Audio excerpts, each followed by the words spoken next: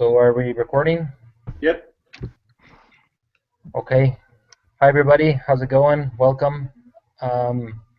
We have an interesting little case this week. I'll give you a quick introduction. I'll just kind of share what I started writing for my write-up. Thomas Green is a young, talented, and ambitious sales account executive. He has just received his dream promotion within his company, Dynamic Displays. He's been promoted to a senior position and is ready to make a difference. Green had the backing and support of Shannon McDonald, the vice president, and she told him that she was taking a chance on him. Green was informed that his new position had new and different responsibilities and he would have to learn quickly. Thomas Green began his new job with enthusiasm and set out to shake up the company. However, in the first couple of months, his boss, Frank Davis, held an informal review with Green and criticized him for his lack of responsibility in his new role. Davis explained what he expected Green to improve on and invited him to make new changes. Green felt attacked and was not supported from his immediate boss. Green became really upset when Davis announced a new sales goal which he considered to be out of reach. Green is now under fire and has several decisions to make that will affect his future. Okay, guys, what are the key issues in this case? I would say a key issue is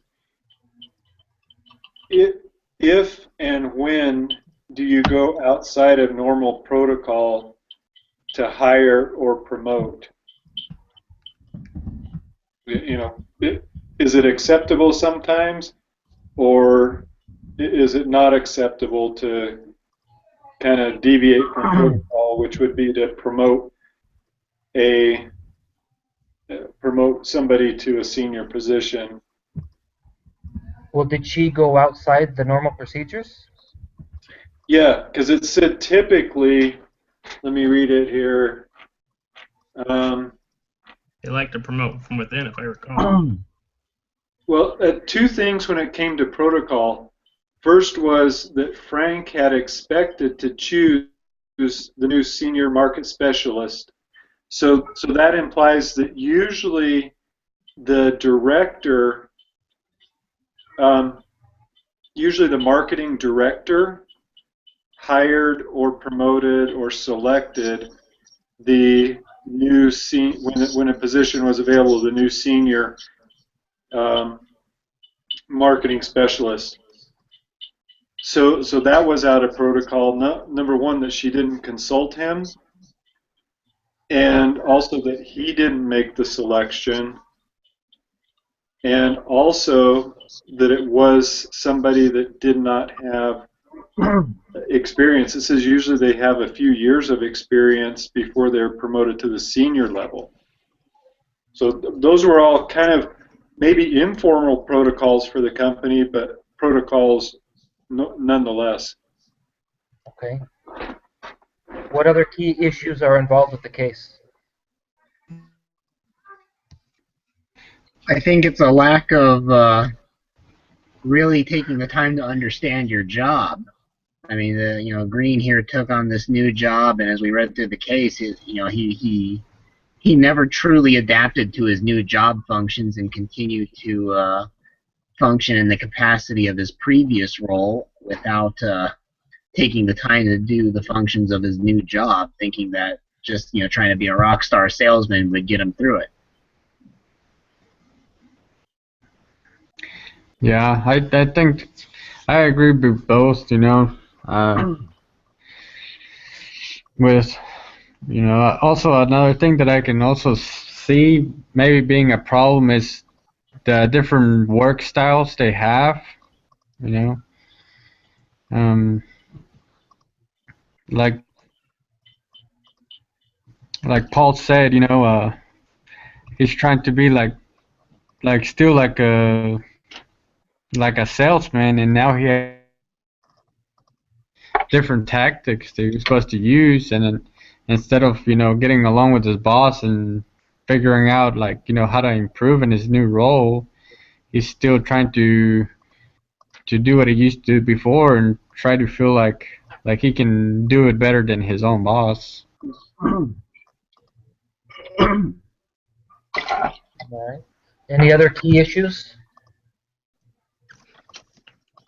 I think there's something in the emails that didn't make sense to me that has me kind of feeling like Davis is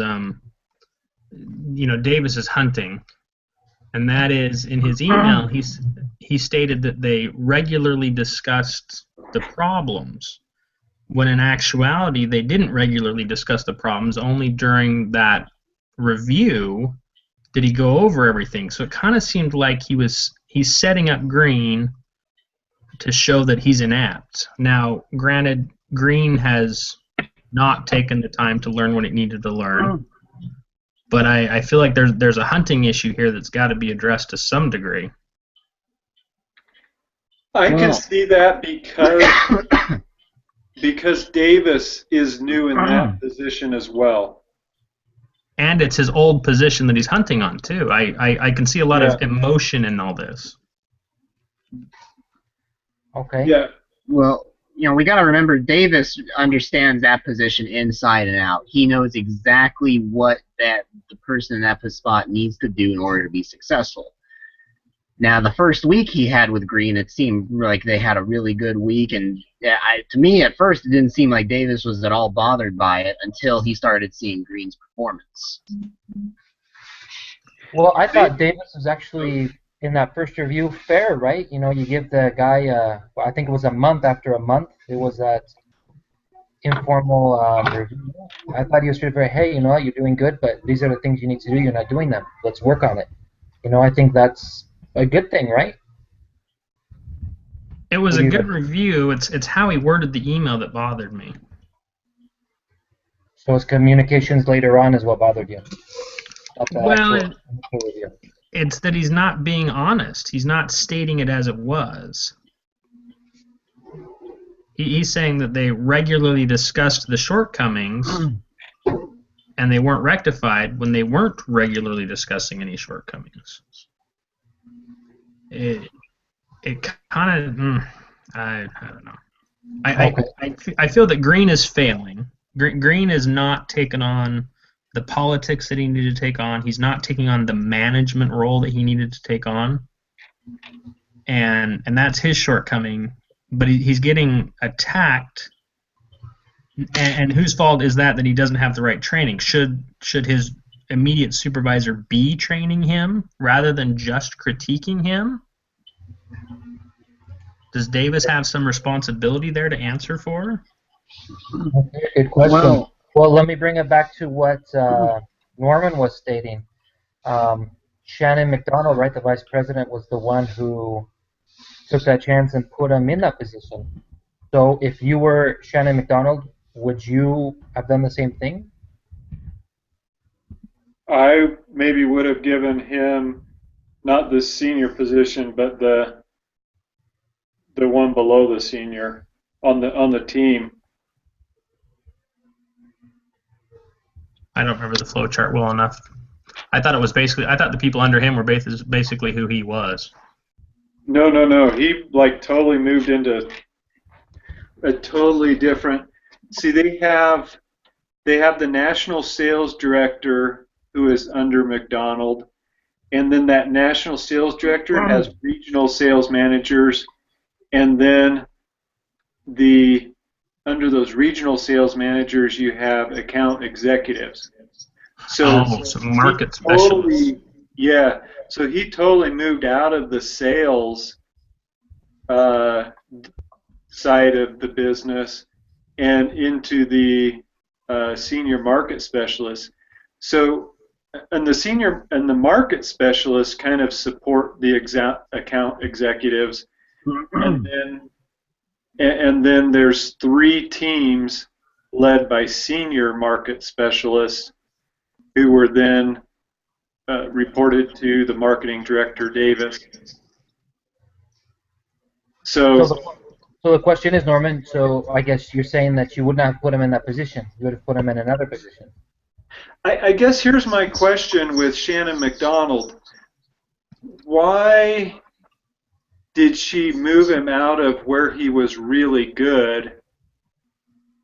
And maybe it was just because there weren't any see, the next position up for him would have been a regional sales manager.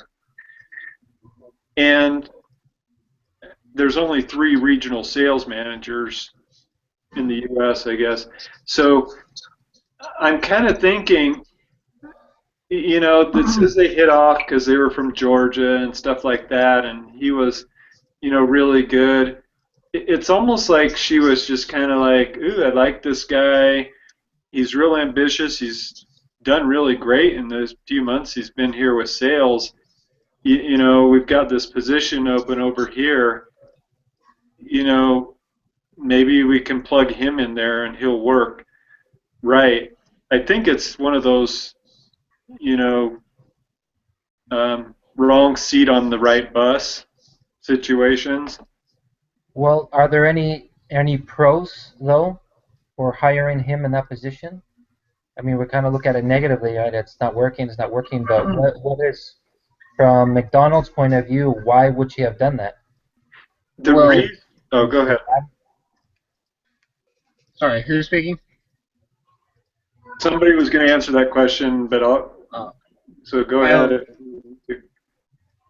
I think we just need to take some time here to remember, you know, Green is one heck of a salesman. He was able to, you know, basically convince McDonald that he could do the job, and she gave him the job way ahead of what he was capable of doing. So obviously he's very gifted with words. And, you know, the big pro of having him is, you know, his ability to talk to clients and seal deals with them is pretty good.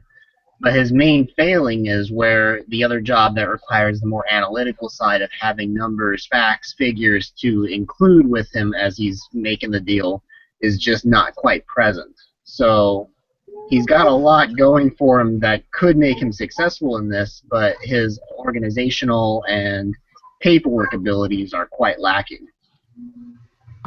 Well, I think I would kind of disagree with that because I think Shannon did take that in consideration, but as we read in the case, what's it called? And hang on, let me find it.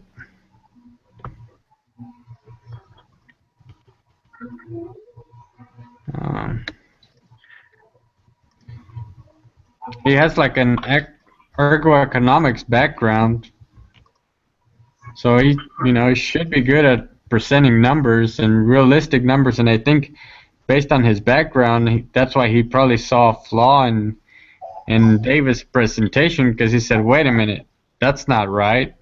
And the other thing too, on Green's team, Davis kind of pushed for 15% while he was doing 10% for everybody else.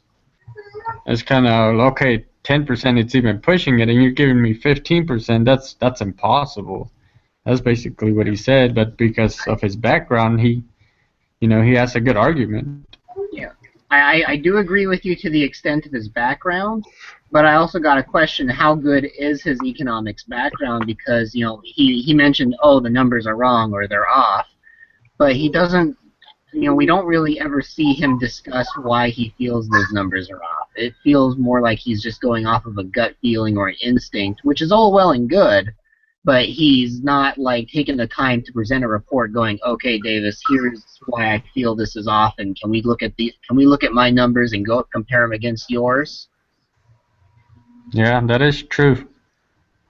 So, go ahead. Continue. The part that I was going to mention, I think that Miguel might have been looking for, was McDonald said, "Tom, you are obviously bright and ambitious account executive. You have a great rapport with your clients. You have made a strong case for your promotion. I'm willing to take a chance on you. I think this group needs a fresh perspective." So I think the pro was in that division. I think having somebody that has a real, you know, ear to the ground sense of what customers are wanting.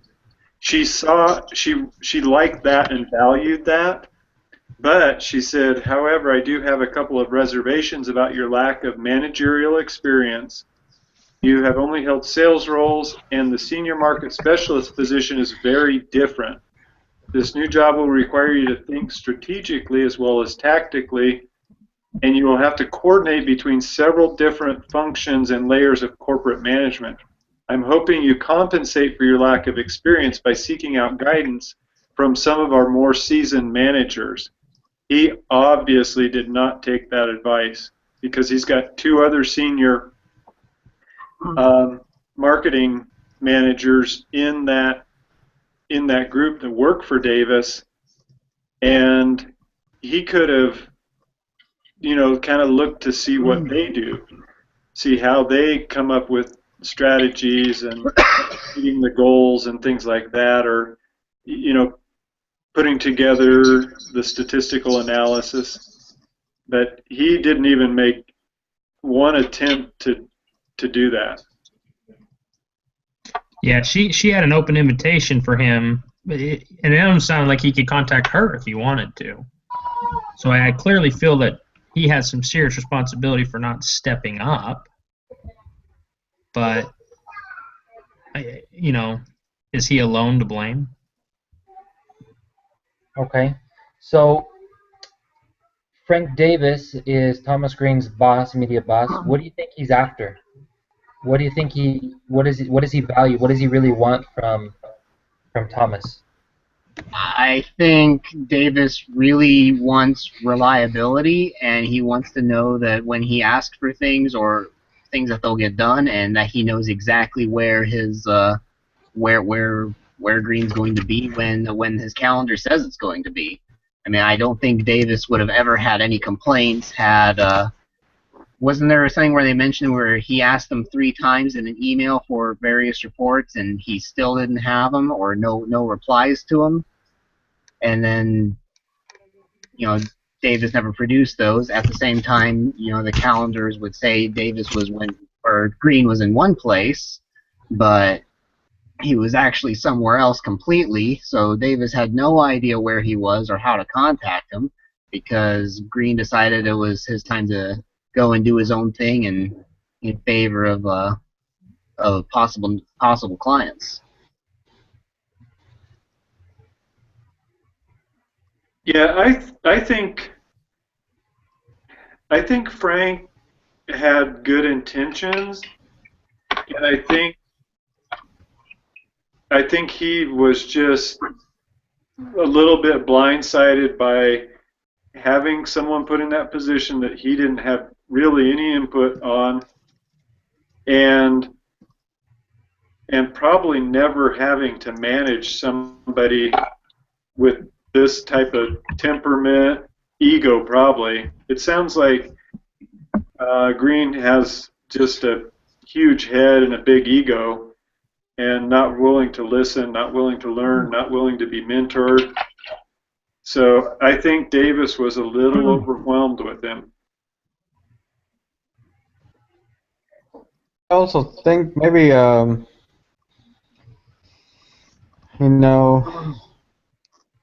also think that Frank kind of like got upset because he didn't get to choose who took that position, and probably because he's been working for actually most to, he didn't like that they just brought this person just because he's doing good to a much higher position in a fast amount or a quick amount of time. But to be fair to Frank, he after that first week, I mean, Frank spent that whole week with him, and he gave him some really positive feedback, and also some really specific direction. I mean, this is what he said. He said, we had some good meetings this week, and the clients responded well to your ideas. However, I think we would have been more effective if we had been able to provide the clients with some market data. That's reasonable. When you are on your own, I expect you to spend a significant amount of time preparing for client meetings and developing supporting detail for your proposals. I think that's reasonable. I know you will need a little time to get up to speed on your new position, but I expect you to start developing some new market strategies for your region soon. from that, it tells me that Frank's a really reasonable person. I don't think Frank sabotaged Green's efforts. I think Frank was more than willing to help mentor him, help him get up to speed with things. I mean, Green has a team. I don't know how many of the junior people he had under him, but he had those people that he could work with to develop this the background data and analysis.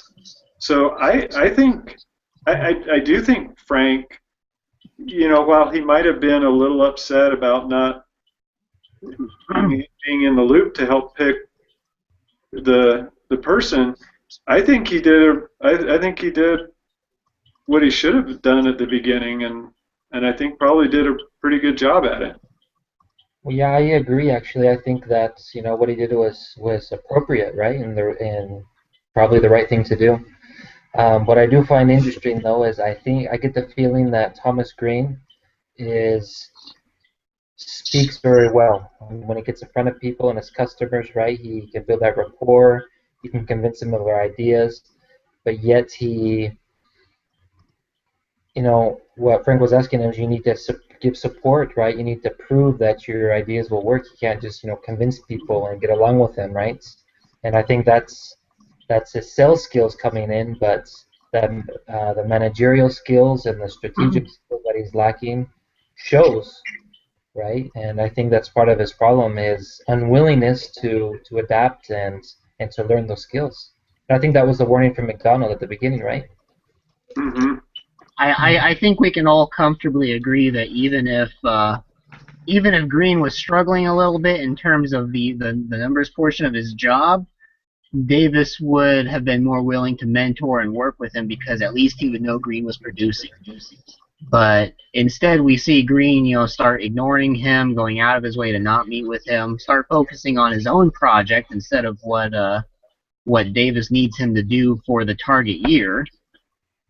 And that's why Green's in his current predicament. Okay. And I don't think we can underestimate the ability for somebody that has that kind of sales skills, the ability for them to talk and manipulate. And I think after a couple of incidents, Frank realized he was out of his league as far as influencing Green to change or do anything. I think sometimes people that have that kind of ego and those kind of manipulative skills to sell and things, I think they feel that they can, talk their way out of any situation, talk their way out into any promotion, which it sounds like he did. And I think when Frank realized that, he was like, "Oh man, I'm in trouble. This guy might have my job next." Well, that's a good point you bring up. I really like the title of this week's case study. I thought it was very intriguing, right? It's what is it? Power, office politics, right, and a career in crisis. But the words power and office politics. How do you think this comes into play? The power and the office politics in this case study. If I learned anything in my time in corporate America, it's that if you don't play ball with those above you, you're not going to get very far. But is that always good or bad? I would say, if it's a good company and you're a lousy person, then that's why you're not getting very far. If it's a bad company and then there's a reason why you're not playing ball with them, then Move on. Yeah. Or in other cases, sometimes you just need to learn. This is how things work, and if you want to continue to succeed in going up the ladder, then you've got to swallow your pride and adapt to the rules. And not that lowers your standards or anything, but that you have to have a new way of looking at your work style. And your style of dealing with people. Even if the pro forma projections were way off, you don't call your boss out in a meeting with everybody and tell them how ridiculous they are, especially if you don't have anything to back it up, any analysis that shows something else. You maybe schedule a meeting and say, I understand I wasn't here when these projections were developed, and I would like to be able to kind of understand how you developed those projections, because based on my experience with customers, that may not be achievable. But you go about it a better way. That comes back to politics, right? I think it's less politics, but more temperament and tact. I mean, I like that word. You just don't behave that way. Whether it's not really politics, because I mean it applies in with your family, with in church callings. It applies in all different situations. How you treat people, and you don't disrespect people if you want to achieve results. So that was one of my big criticisms, was just the way he handled it. I wouldn't want to work with that guy. Well, yeah, I think you're right. I think you make a good point. The way he disagreed, in the meeting was not right. He could have, just listened and then go with supportive details to why later, right, in a private meeting, or discuss it later. Because yeah, you're right. Who wants to work with people like that? No, nobody does. But I'm wondering though, is there a struggle for power though? Do you think Frank feels a little bit threatened that he has less influence than other people in the office? I mean, is there office politics going on? Well, I think McDonald kind of contributed to that by not bringing him into the loop. That kind of showed a little level of maybe that she didn't trust his judgment. So I think he was kind of working from a position of less power and respect from both ends, above him and below him. And McDonald made it pretty clear to Green that Davis's choice would not have been him. Right. Davis has obviously been monitoring and tracking this kid's rise to stardom. I don't think it's so much a rise to stardom. I mean, to me, Davis seems like the type where as long as you're doing your work, he really doesn't care, and he's pretty content and happy.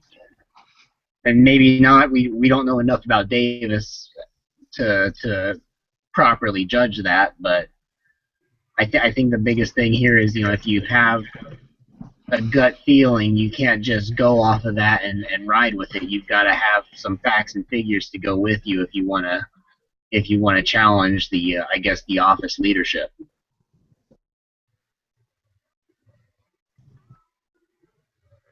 And a better way of addressing it. Yeah. Yeah, especially in private. Okay, so we all know the position he's in, right? After the emails and the disagreements and the struggle power, maybe a little bit of politics involved. What do you guys think he should do now? Or what do you think he will do? What would you do? Well, first off, McDonald asked for a statement in writing, so I mean that's got to be his first step, no matter what. I think he's going to have to be super cautious that he doesn't take an overwhelmingly defensive role and attempt to attack Davis. But I think he's entitled to, state how he sees it. I mean, she's wanting to know what's going on, and if he's seeing it totally different than Davis, that's fine. But I think in his statement, he needs to make that clear. Once he's dealt with that, he's got to go to Davis. He has no alternative at this point. It's either that or leave the company, and find out, what are his options. Is Davis done with him? Is Davis willing to work with him? Is he willing to change? Is McDonald going to give Davis the power to make that decision? I would believe so, yeah.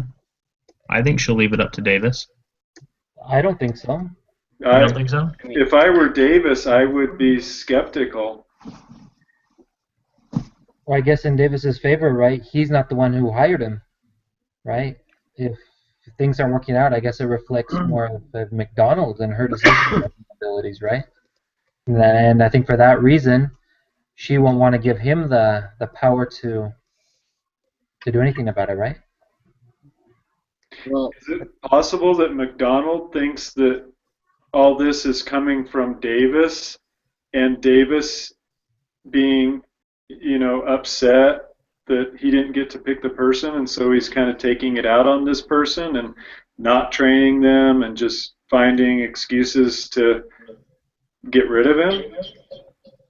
Her email gives me the impression that she still has respect for Davis. I think she knows she took a risk bringing in Green, but in her email both to Green and Davis, it says, I think all of us want to improve the situation, which is regrettable. So she's stating that there is a problem, and she warned him that there could be a problem if he didn't step up. And based on most of Davis's emails, much of his shortcomings are things she warned him of. I don't personally think she's going to prevent Davis from doing anything. I don't think she has an attachment to Green that would, hinging on nepotism. I don't think she's going to protect him. Yeah. But what if politically in the company she can't admit that she was wrong? What if that makes her look bad if she has to get rid of Green? Who would make her look worse, getting rid of Davis and saying, and blaming him, or admitting that she was wrong in promoting Green and getting rid of him? Well, the tone of McDonald's email indicates, she wants to give him at least one last chance to discuss and figure things out. If not, he may have to be let go, but Green's really backed himself into a corner here by avoiding office leadership and pursuing his own projects. I don't know how much ground McDonald will actually have to stand on for him, because he's really not in a place where she can defend him anymore. I think like after he writes his part of the story, I think he should ask for like for a meeting with McDonald and Steve, and in that meeting he could use what he does best, his ability to speak to people like face to face, and maybe that could be his chance to leverage a better relationship with his superiors. So you think he should have both McDonald and Davis in that meeting, or just McDonald? Both. He could talk to them and say, hey, okay, I really want to be successful in this new role. Whatever I'm doing wrong, I want to know, and I need to know exactly what I need to do to improve, or something like that. I just don't see Green's personality as doing what really needs to be done, which is be a little humble, willing to learn. that's what he needs to do. Do I see him doing it in a million years? No.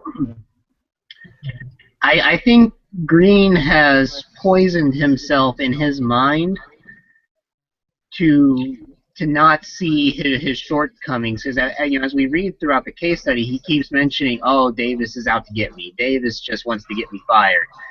I don't see that coming from Davis. I really don't. I see him, telling him, "I'm frustrated because one, I never know where you are, and I need reports done from you. And if I had those two things, you would never hear from me." Yeah. So Green's created this monster in his head that's escalated the situation to what it is now, and I don't think there's really any fixing Green's mindset until he himself accepts that, his boss is not out to get him.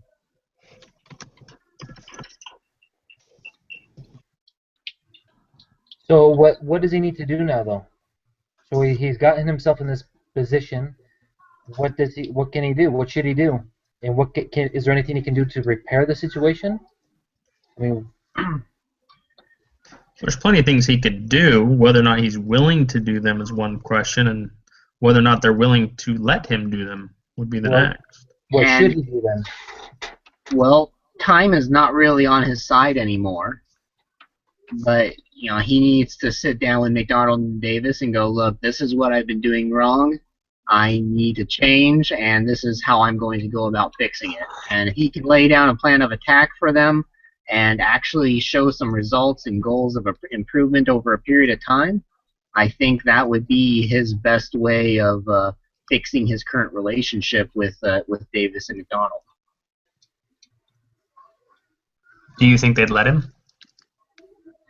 Well, he is a salesperson. He's good with words. He can probably talk his way into it, but the question is, are McDonald and Davis willing to continue to waste company resources and money on someone who's not producing? Is he not producing, though? Never really says he's not producing. Well, it said, my indication of that is, he keeps going, he keeps interviewing and talking to prospective clients, but we don't hear about him sealing any sales deals, really. And we hear about one marketing specialist that was with him and mentioned, he's incredible at the sale. He's able to basically just have the person completely captive, but the person is then kind of stuck because they need some facts and figures to go take to their supervisor before they can open up the checkbook and get those machines and kiosks purchased. The other thing it mentions is that he's not looking at things strategically. He's looking into some software development and things that would be really expensive and actually be a couple years out. And He's changing. And it's kind of like going out and getting a bunch of lumber and starting to build a house when you don't have any plans. You're just flying by the seat of your pants. His position, he's the one that puts the plans together and then gives those plans to the salespeople. The salespeople are the ones that go build the house. So he's just not fitting into that role. He's putting things backwards, and so that's why they're frustrated with him.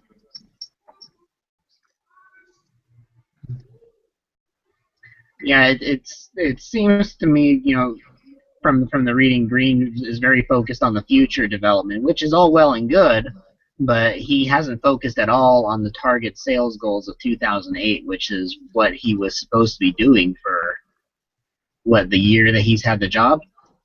Or he hasn't even had it a year, has he? No, he hasn't had a year.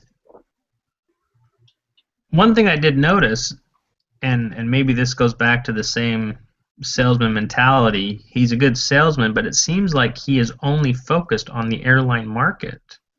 He doesn't seem like he's listened to any of Davis's recommendations for other industries.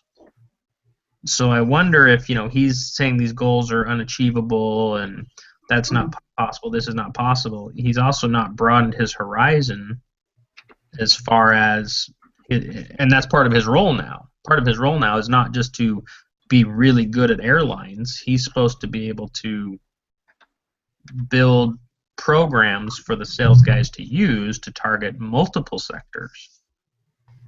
You know, to agree with what Paul said earlier about about not selling, there is something that kind of points to him not selling anything because Davis did say, you know, you need to stop meeting with you need to stop just meeting people like just to meet them, and like because it kind of talks about him like saying well, I left New York or wherever he was, and I went to meet with the vice president, and I think, you know, like there's other people, like he thinks they're nobodies, but I think there's other people that are the influencer, the ones that are actually using the equipment, and they're the ones that will tell the vice president, hey, this is good or this is bad, and not just directly go to, you know, just people with big titles.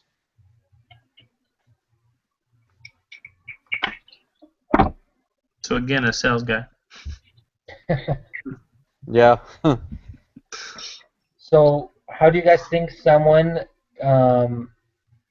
in Green's situation can be a little bit more proactive in managing office politics, power, conflict, and what if you're in this? What can you do to be proactive? Listen to your supervisor's suggestions. Well, and I think it's even more important than just listening. It's recognizing what they're asking. I mean, Davis asked for information, and he kind of got the impression it was like, well, go find out what that information is. Don't necessarily report it back to me. That was kind of Green's take on it. I think you need to recognize what it is you're being asked to do and why. I mean, just listening to him saying, well, we'll get the reports, you can go get the reports, but why do they want the reports? You need to understand those things. And if you don't understand, you need to be willing to ask to understand. Yeah, I agree.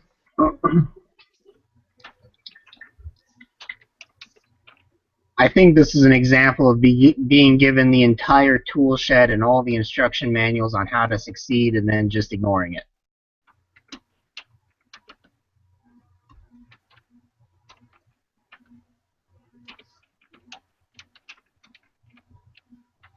Is that mostly because you don't know how to use the tools? Well, he had the instruction manuals and he had all the resources, so if he needed to learn how to use those tools, he could have probably picked up pretty quick. But he was too busy using the old tools he already knew how to use. Yes. I guess one-trick pony.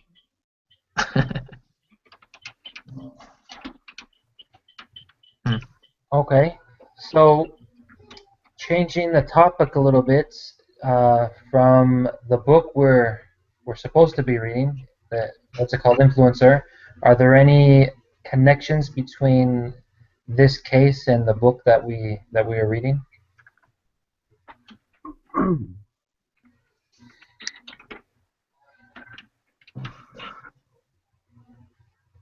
Yeah, I think Davis, you know, it's kind of one of those people that can be a really good influencer. You know, he just needs to find out how to actually do it in his new role.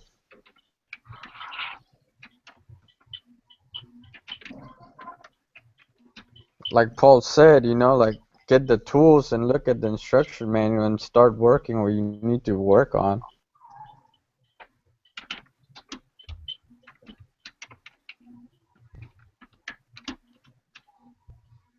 Okay. Anybody else? Are there any other connections we can make between? Well, I think it's identifying the behavior both directions. You know, we've obviously identified that Green's got a behavior issue as far as, you know, humility, if you want to call it that. I mean, he's not willing, or I should say not willing, he's not paying attention to what he should be doing. And, I think they need to identify that. But same with Davis. I think Davis needs to accept the fact that this guy doesn't necessarily have the tools he needs, but that doesn't mean he's incapable of doing it either. I think, Davis, we could identify his key behavior in more of a mentorship role as opposed to, just dictating what you're doing wrong. I think that could change both of their directions, and they could be a very successful team.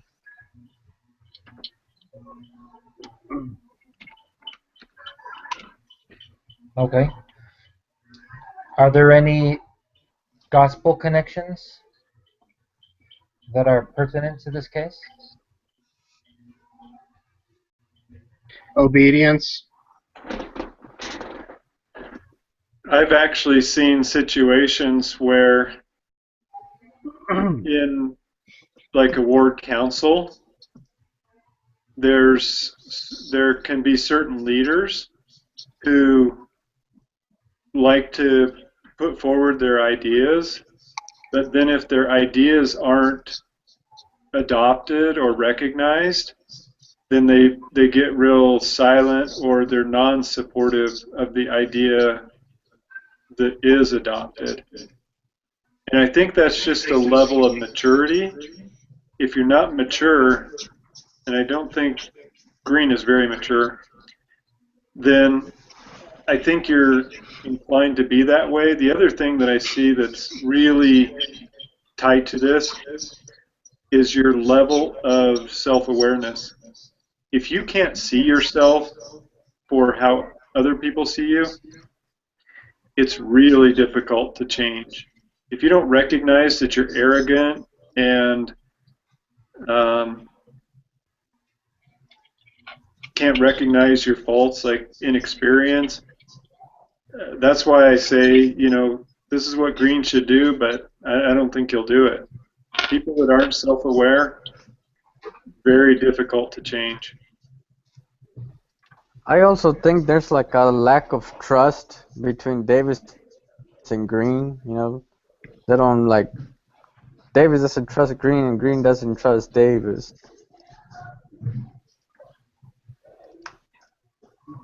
I think it's a matter of how do you restore trust, because at first trust was there, and at least it seemed like that with Davis and Green, and then Green did a pretty good job of destroying any faith Davis had in Green's abilities.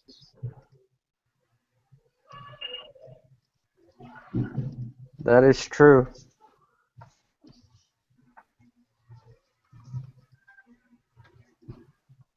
Okay. Any other gospel connections that can be made?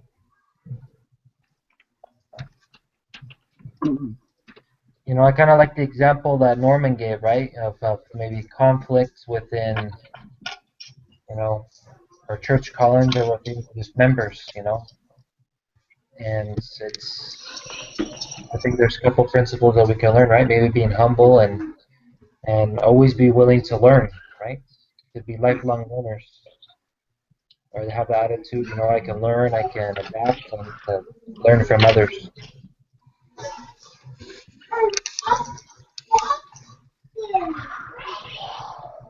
Be grateful for opportunities that you're given.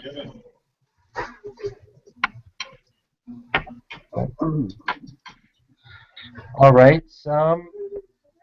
I have here the rest of the story. So before I read it, tell me what you think quickly. We'll start with Stephen.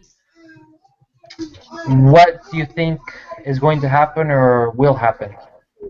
What will Thomas Green do?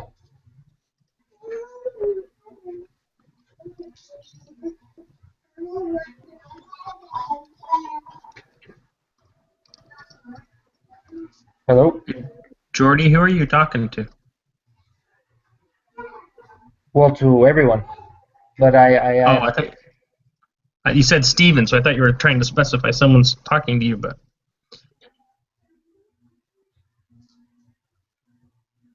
okay, so what do you guys think will happen?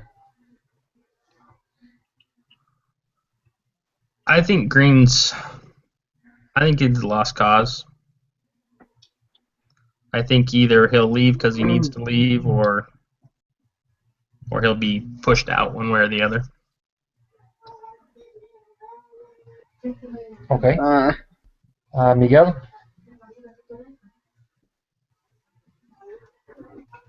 I think he will end up having a meeting with both of them and see what he can do to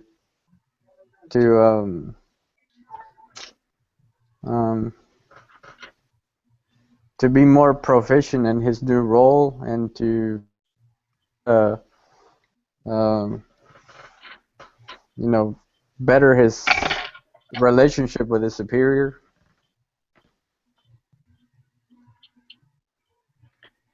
I think he's too disruptive for the organization, and so I think McDonald's just going to have to swallow her pride and say she took a chance and it didn't work out, and get rid of him, and then work with Davis to promote one of the junior market specialists.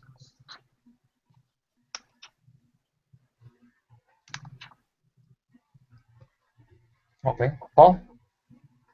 Well, if the readings indicate anything to me, Green's kind of on the manipulative side, so I'm pretty sure he figured out a way to secure his job and make it so it looked like the gut feeling he had about Davis's numbers looked incorrect to McDonald, and go from there. Okay. Well, this is what it says. The rest of the story. After McDonald's February 5th, 2008 email, Green took the offensive against his boss. He crafted a series of memorandums, emails, reports, and projections that exposed inaccuracies and creative forecasting. This data enabled Green to build some alliances with other marketing personnel who used the data to ultimately side with him. On April 4th, it was announced that Frank Davis was being moved laterally to an undefined special project. However, Green's tactics were seen as overly brutal by many in the company, and although he won the battle against his boss, his career was harmed. McDonald distanced herself from him. By July of 2008, Green announced he was resigning from his position to pursue full-time studies for an MBA. Wow, that's crazy. So, any last thoughts? Norman nailed it pretty good. When you can't handle working, go back to school, I guess. Hey, that's what I'm trying. School is always an option. Don't tell that to my wife. Man.